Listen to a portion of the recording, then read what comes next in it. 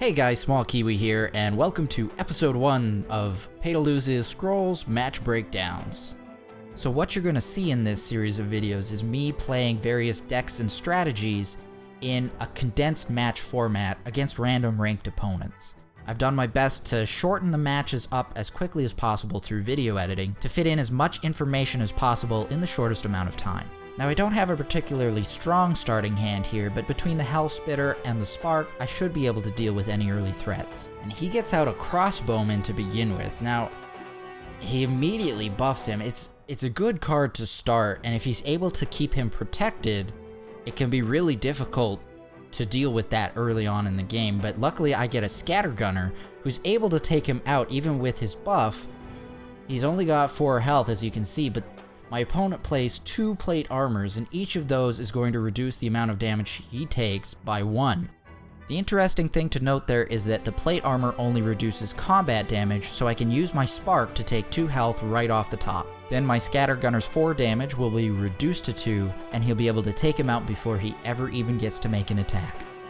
So I'm going to block his played character there with my Hellspitter Mortar. Here I'm just double checking that I'll be able to kill him before I end my turn, and I will. So right now I'm pretty happy. I've got some serious board control going on.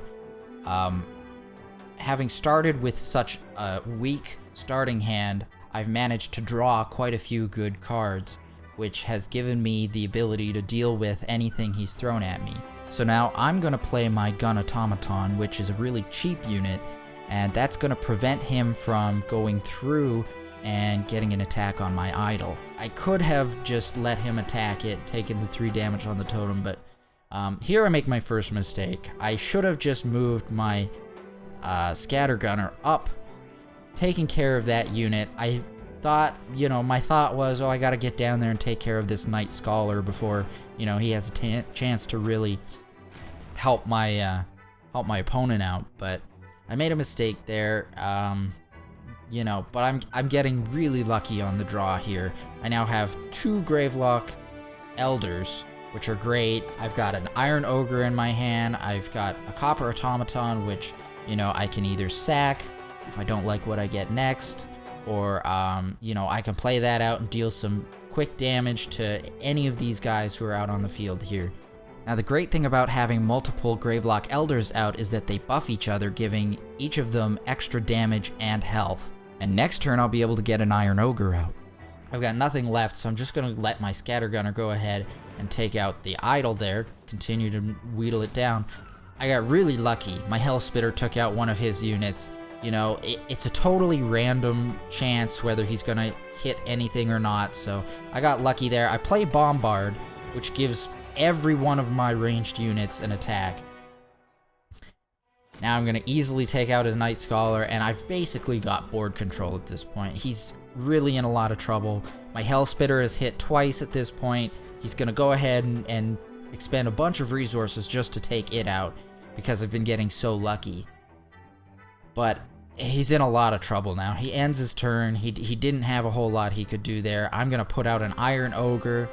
You can see which totems here I'm gunning for. I've gotten one already. I can go ahead and just take out the bottom one with my Gravelock Elders, and, unless he manages to kill that Iron Ogre, I'm going to be able to take out the top totem without any trouble. Now, interestingly, my opponent plays a bunch of resources against that Iron Ogre. Part of that is, he can't really block the center one without really being hampered by my Goo Catapult.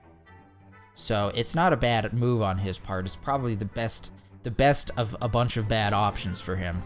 But meanwhile, I'm able to just dish out a ton of damage to his totems. I don't even really need to kill the top totem at this part, because my Scattergunner there is going to do a lot of damage to that center totem. But here I've got Fury, which brings all of my units to attacking strength, and I'm going to go ahead and just max out my Iron Ogre's attack. He's got Relentless, so he's going to smash through that entire top line with this.